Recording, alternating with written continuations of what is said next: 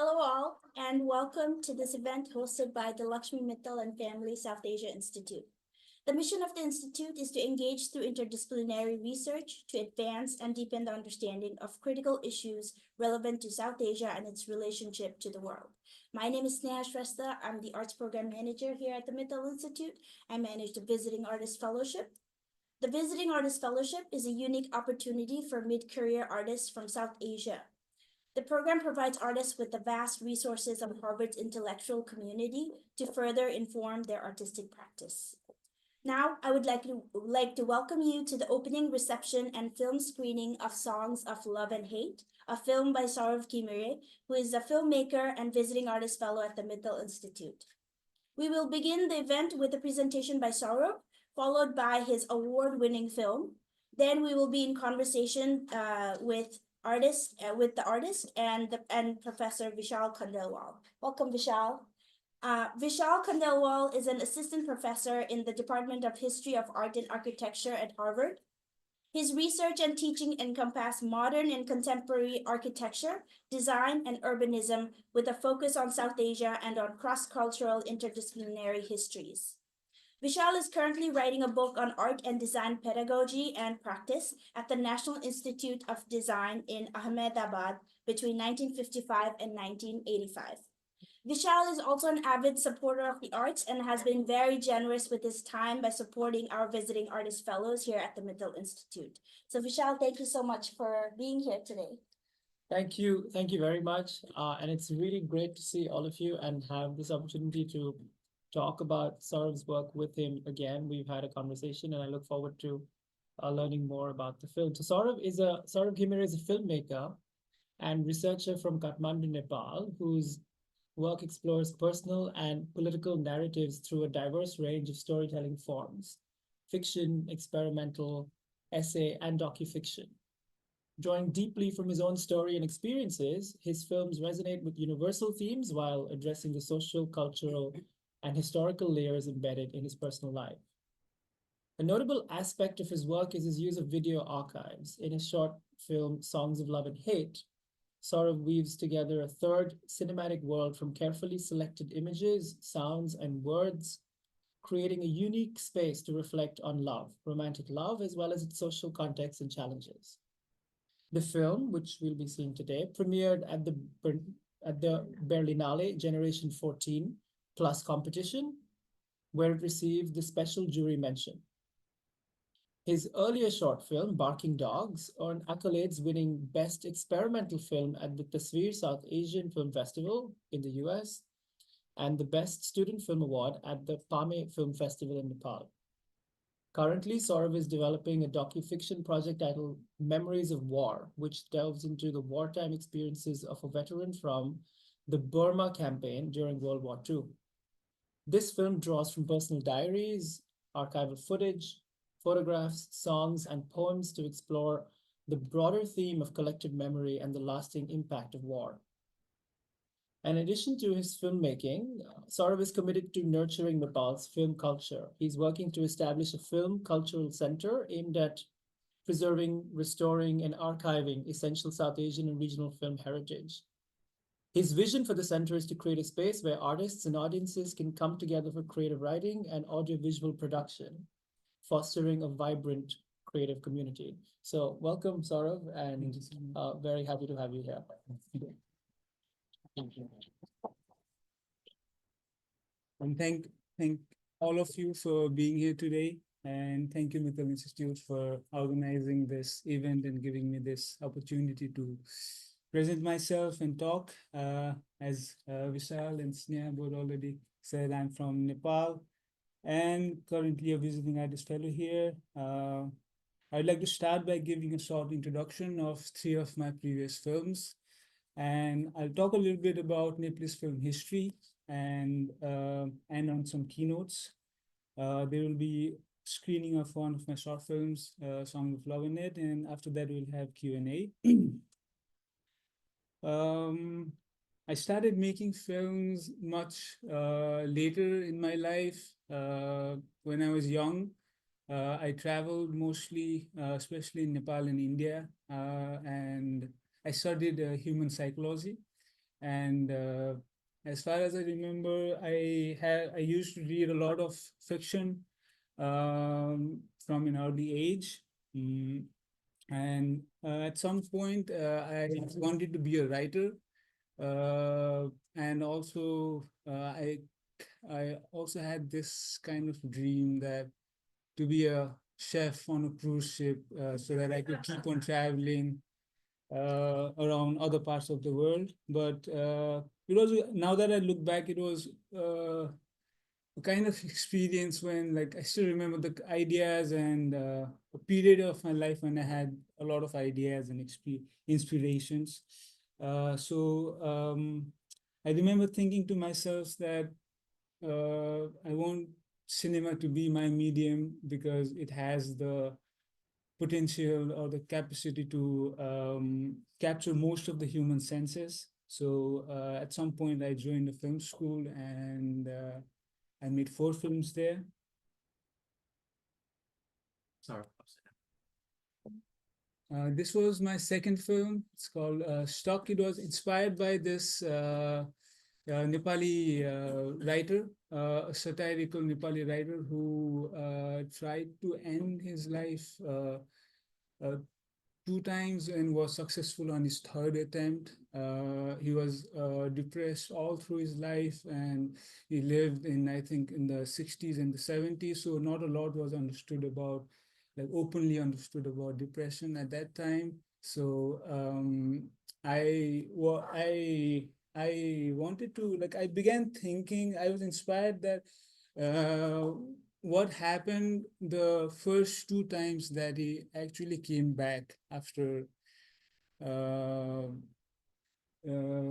that he came back. Um, so so I imagine this one location and this one character, 2 characters, and who wanted to build a temple, and the other character wants to end his life so that the conflict would give birth to a kind of conversation between these 2 people. So it was a very minimal film with just 2 characters and one location, uses of, like, symbolic imagery like this one, lone standing tree on top of a hill, and a lot of long shots taken from far away. One reason that we wanted to use long shot was, like, to zoom in all the way so that the background would appear huge in front of the foreground, creating a, like, dominating kind of effect. Um, a lot of long dialogues and very few plots in the film, and a lot of conversations in the story. Similarly, so this was my 4th film. It's called Barking Dogs. I wanted to make this film because I in my young days I always left things incomplete, and I wanted to make sense of this necessity to feel the emptiness of time with activities. So I created this person who had a lot of free times and that did not know what to do exactly what with all the time. So this is one of the images. The character, I wanted to show a character who felt trapped, but and then wanted to break free. So my idea was to, like, shoot with a wide angle lens, and then later on use frames to, like, squeeze in. Like, I thought maybe this would be a way to visualize his inner tension, and use of negative spaces to frame the character, playing with colors to show emotions, and also frames opening, like you don't see frames like in this one, in this. And also when the character actually had a goal in the film, we would use, like, tight lenses to shoot the character, showing a more of of a like focused state of mind. And I took a lot of inspiration from the paintings of Edward Hopper to frame subjects, and also to show like the loneliness, like in urban spaces, these kind of things. Uh, and then um, and then these two films in 2022, I saw these two films, and they were very foundational for my new works. One was this Nepali film called The Big-Headed Boy Shamans and Samurai, and other was this film called A Night of Knowing Nothing by Payal Kapadia, Indian filmmaker. And both of these films are made using archives and found footages in a very unique ways, finding relationship between images and sound. It felt like I'd seen archival films, but not from South Asia. And these were really close to my kind of, I don't know, narration or the kind of films, and they're very inspiring to me. And after this, uh, I after this I moved to Brussels to do my master's, where I experimented making films using archives and found footages. And at this point in my life, I was in a kind of a bad state. I had done something wrong, and because of this, I felt like I had betrayed my true self, and I had hurt someone close to me and myself also. So it was a time where after this happened, I was not able to forgive myself for my many things. So that was one of the main reasons that why I wanted to make this film, just to show that the longing and the suffering before it went away. I just want to mention some of the learnings that I had from this film, Songs of Love and Hate. I found that sounds and images are two distinct entities that interact with each other to create a third world that function on its own rules. And to accomplish this, you'll have to find something called the engine of the story world. And once you find this, your world can function, and you can feed different rules into it to generate results. Unique forms and structure of cinematic language can be generated when you are given a random set of images and sounds. And if we think hard enough, there are ways to find relations between the characters, environment, sounds, and other things. You see on the screen, all images and sounds can be reinterpreted, and new meanings can be injected into them by finding different patterns in editing and story writing. There is an importance of limitation in cinema to fuel creativity, and I felt it a lot when I was working with archives in this project. And archival footages, if they are your own or your friends, then it can be a cheap way to keep on making films.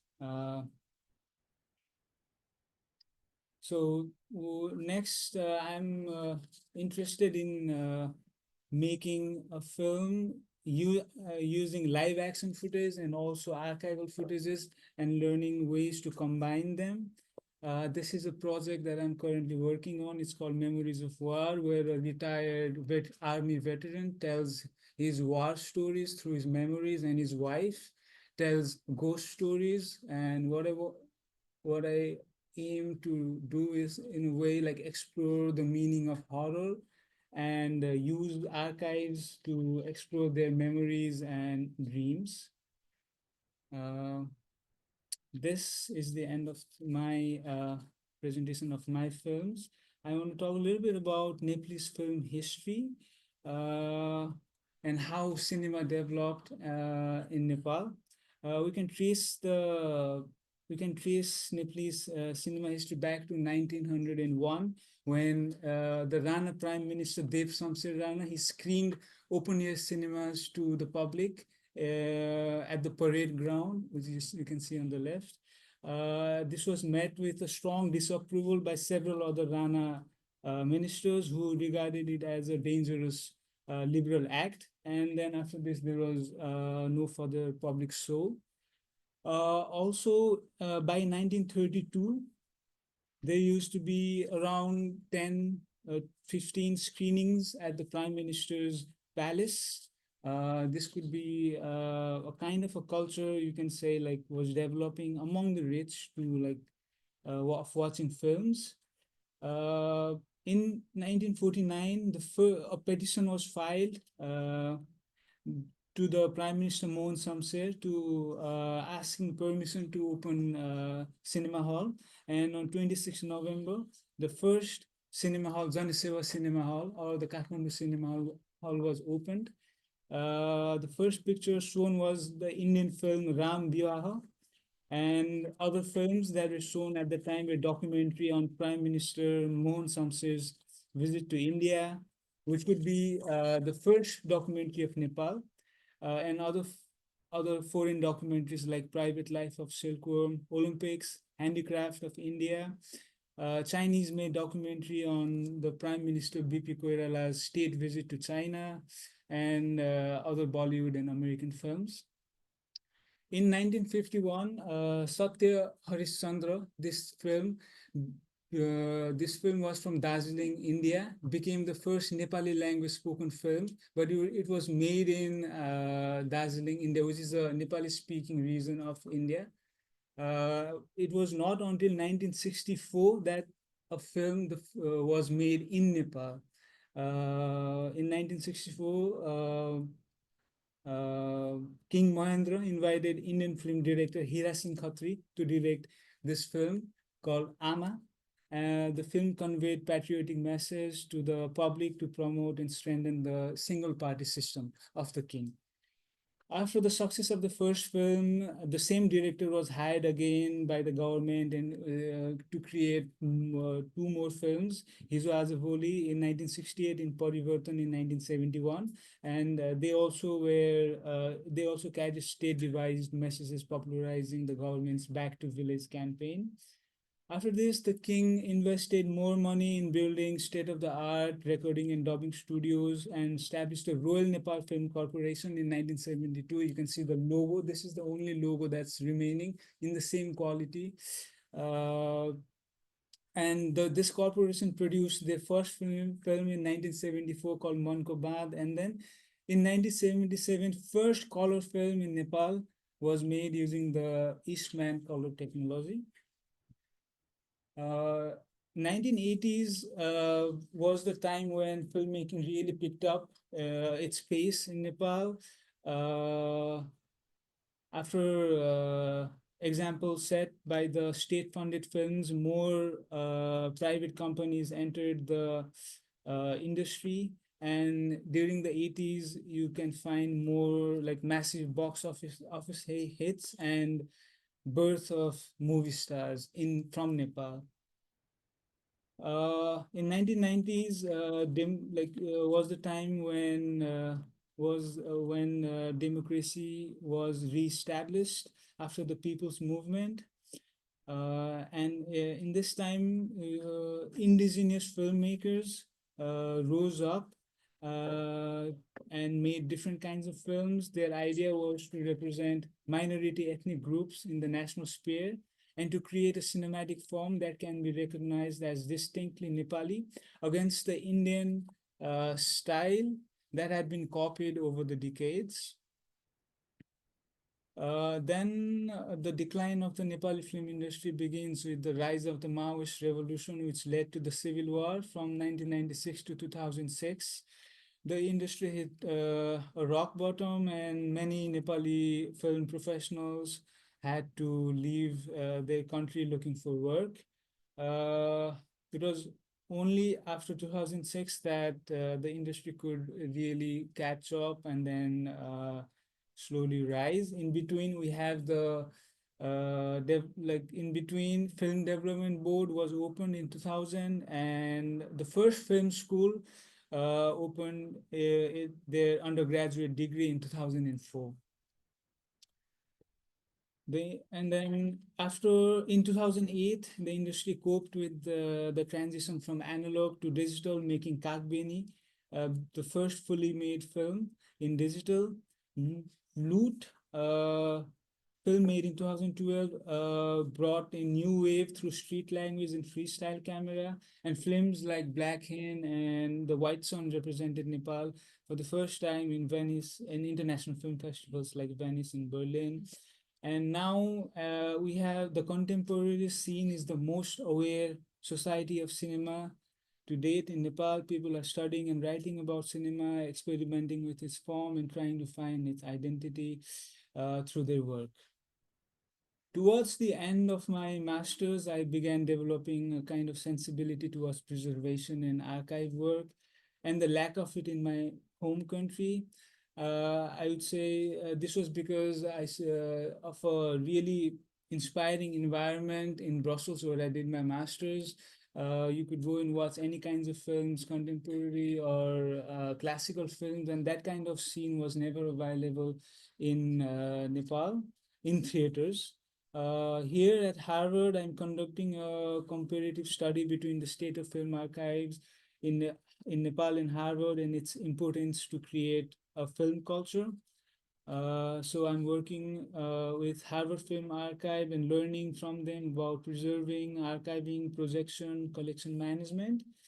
I would like to establish a film culture center in Nepal that works to preserve and make Nepali films more accessible.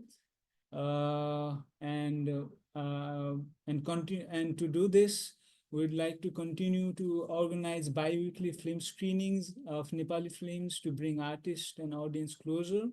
I'd like to create an internet-based open access database of Nepali film inventory and a film library of DVDs where people can come and borrow films. This is the end of my presentation. Now we'll be moving on with the screening of one of my films, Songs of Love and Hate. It's a 17-minute long docu-fiction project that I completed in 2023. We will have a Q&A after the film, so I hope you enjoy the film.